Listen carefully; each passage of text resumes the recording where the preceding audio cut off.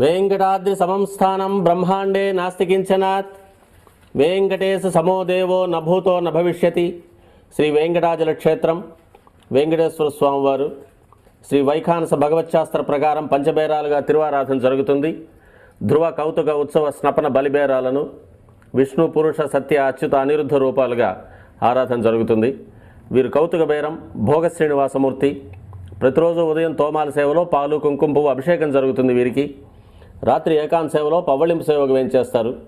ప్రతి బుధవారం మూలవర్లకు ప్రతినిధిగా బంగారు వాకిల్లో సహస్ర కలశాభిషేకం జరుపుకుంటారు. సుమారు 1500 సంవత్సరాల ముందు పల్లవ మహారాణి సమర్పించిన వెండి బింబము భోగ శ్రీనివాసమూర్తి.